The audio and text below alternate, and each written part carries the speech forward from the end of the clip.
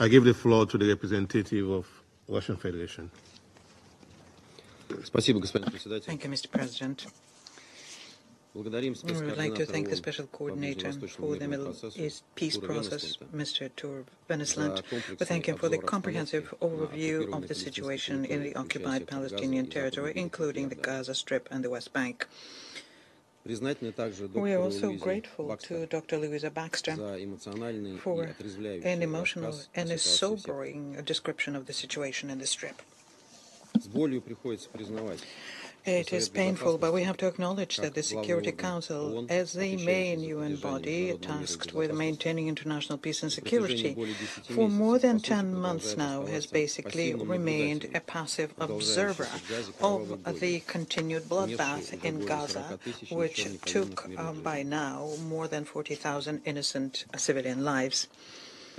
As was stated by the UN Secretary-General Guterres, the level of killings and destruction in the course of the Israeli operations is the highest one compared to any other conflict anywhere in the world during his mandate. And what is happening in Gaza is, and I quote, utter lawlessness. We are deeply disappointed by the fact that the Council has not been able to demand an unequivocal ceasefire and ensure that there is compliance with this demand by all parties to the conflict.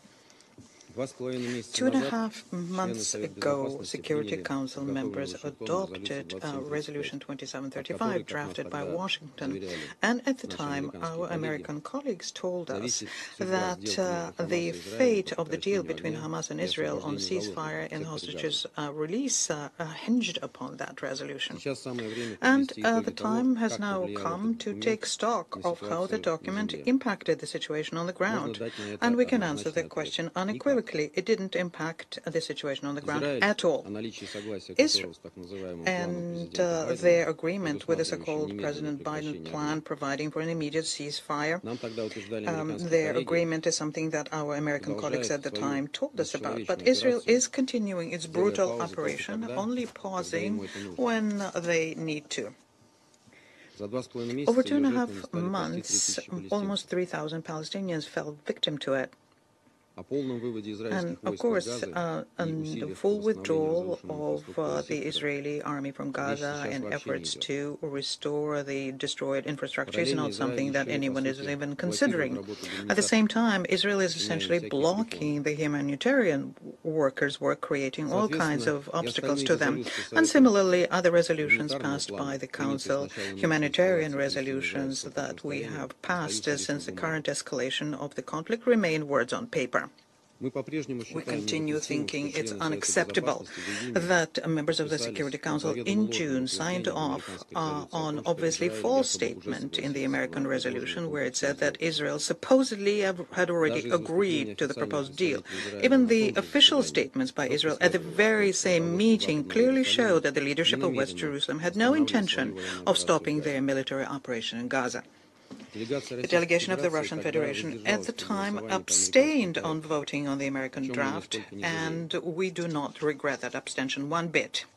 It is noteworthy that, having forgotten what they stated in June, our American colleagues are trying to sell us yet another new quantity, having modified the parameters of the original deal in a way that is suited for Israel.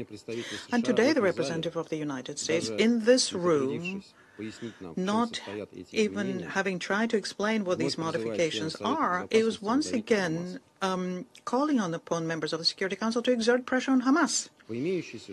According to the information we have, Israel is now insisting on keeping the IDF military presence in Gaza, including their control over the crossing with Egypt and the Philadelphia corridor. We do note that such a changes to the parameters of the deal is also something that some countries in the region vehemently object to. And I would like to put a question to our American colleagues. On whose behalf are you acting now when you're trying to push through that deal, which is principally different from the original one? The Security Council never blessed the deal formulated in this way. And why, when you call upon all of us to exert pressure exclusively on Hamas leadership to make sure that the movement accepts the new Israeli whim, you consistently refuse to work with Western Jerusalem, which critically depends on you for weapons supplies? Is this something that well-intentioned and impartial mediators do? Time has shown that all the doubts that we had about the true reason behind that American product were confirmed. And yet another resolution by the Security Council, which was pushed through by Washington, became not just a diplomatic cover for Israel to continue with their systematic cleanse of Gaza, but it also became a spoiler. Because of this, the Security Council no longer undertakes efforts to have a document which would be in line with the strict and unequivocal demands to parties to cease fire. Moreover, because of the provocative acts by Israel over the past 2 months, the Middle East region has come even closer to the brink of a global conflict, and the Security Council, through the United States' efforts, is not doing anything to stop the bloodbath that Israel is continuing in Gaza. A week ago, members of the Security Council were discussing the tragedy in the Tabin school there as a result of an Israeli strike. More than 100 people died and dozens were wounded. As we warned at the time, this incident was not an unfortunate episode. It was rather a manifestation of a conscious policy by the Israeli leadership. On the 20th of August, the Israeli Air Force attacked a school in the Mustafa Hafez region in Gaza City. At least 12 people died as a result. The Prime Minister Netanyahu, in reaction to the joint appeals by the international community to stop the killing of peaceful Palestinians, states that he will not stop until Hamas is fully destroyed. And if it weren't for his American allies, he would not display such a disregard for the position of the overwhelming opinion of the UN member states.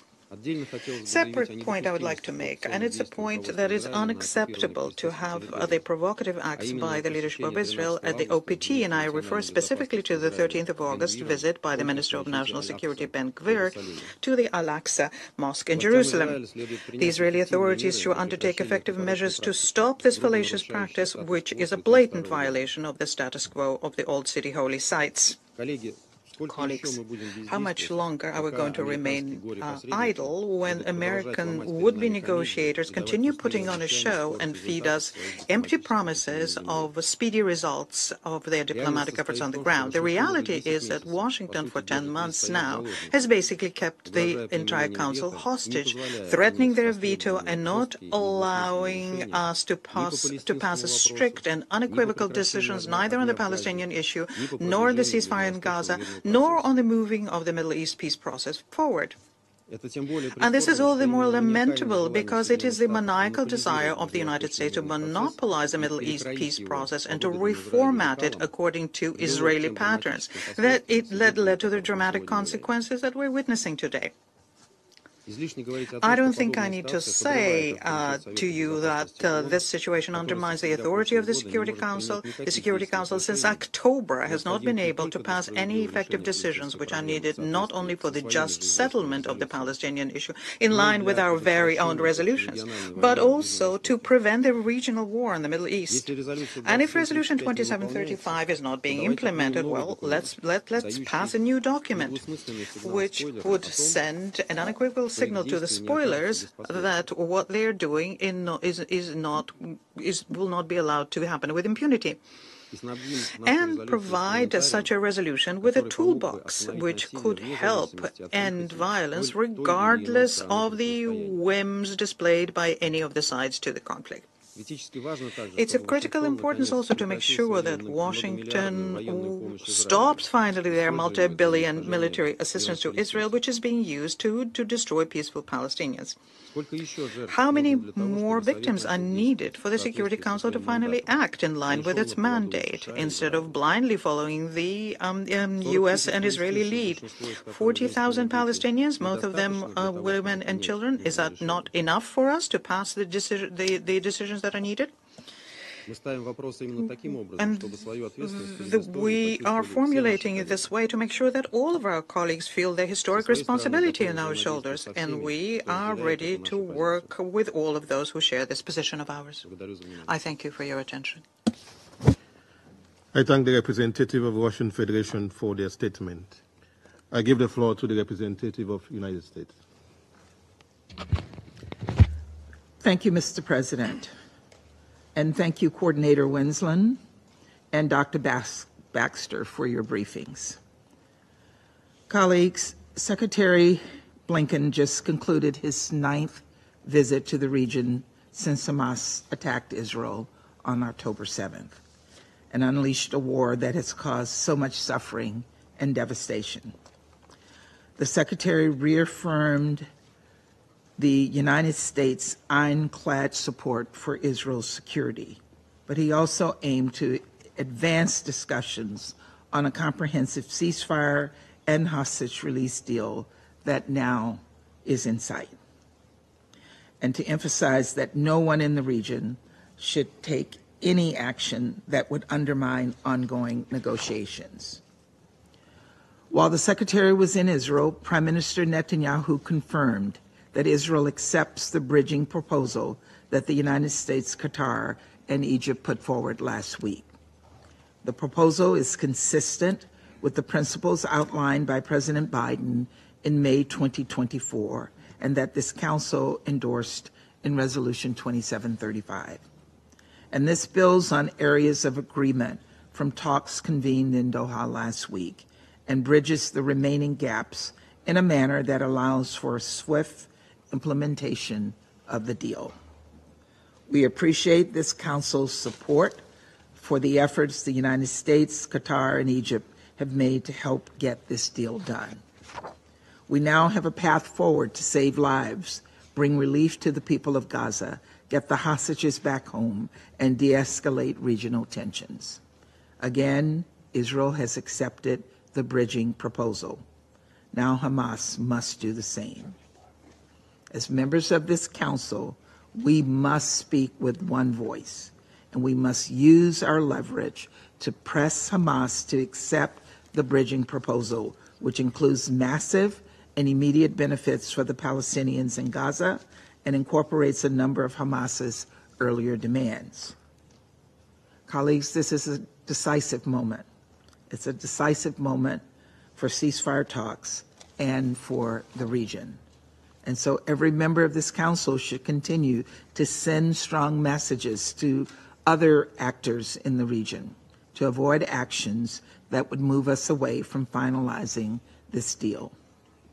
At the same time, the United Nations and humanitarian agencies need to accelerate planning so that they can surge assistance into Gaza in the event of a ceasefire, while we all continue to press for increased humanitarian assistance now. We continue to work with the Israeli authorities to speed up clearances and remove restrictions so that Palestinian civilians can get much-needed food, medicine, shelter, clean water, and other essentials, including vaccines, as we just heard from Dr. Baxter. A disease like polio must be prevented from making a comeback in Gaza, and we urge Israel to continue working with humanitarian agencies to provide polio vaccinations for Palestinian civilians, particularly children in Gaza. This effort is urgent, and having a ceasefire deal will greatly facilitate the implementation of this crucial vaccination campaign. Colleagues, even as we press for a ceasefire and hostage releases in Gaza, we must also continue to speak out about the situation in the West Bank. I want to be clear. Actions in the West Bank that could escalate tensions at this fragile moment must stop. As the White House has made clear, attacks by violent settlers against Palestinian civilians in the West Bank are unacceptable and must stop.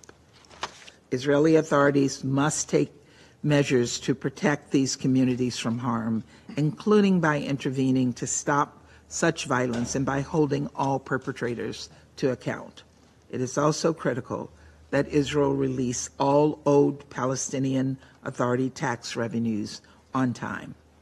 These funds are needed to pay PA salaries, provide essential services, ensure peace, security, and stability in the West Bank, all of which are key to Israel's security interests.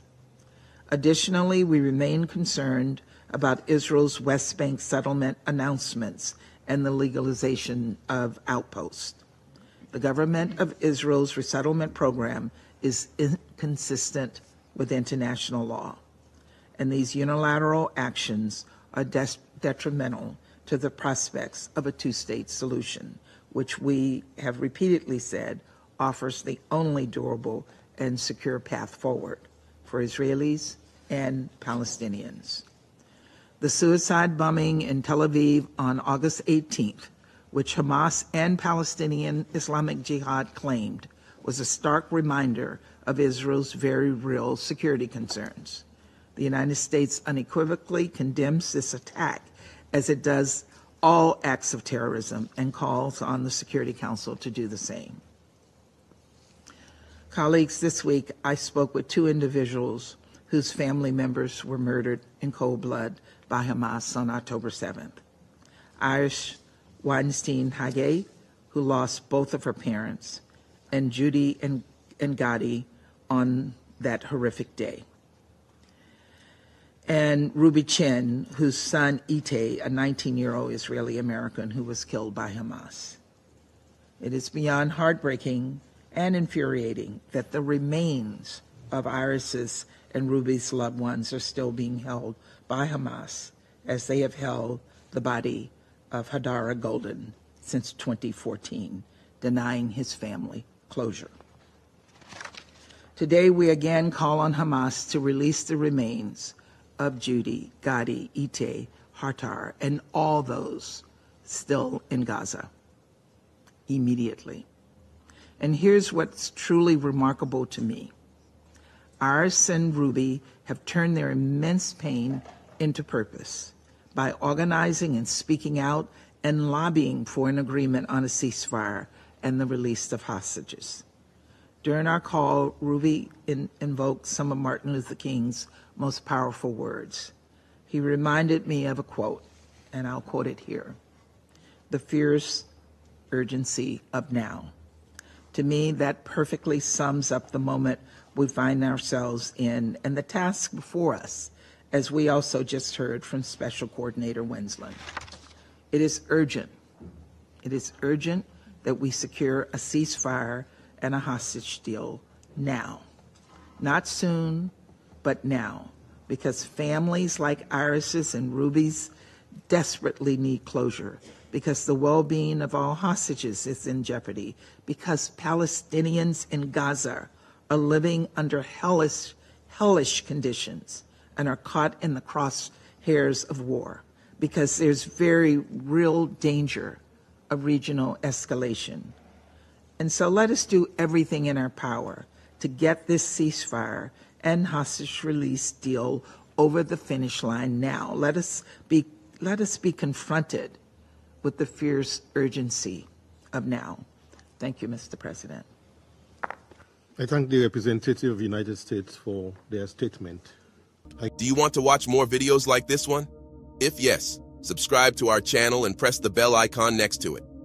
We have decided to bring videos on something nobody talks about: African politics, economy, and increasing power.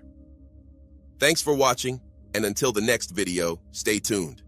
Tell us what you think in the comment section. Like and share the video, and subscribe so that you don't miss any of our African videos. It's the best way to support us.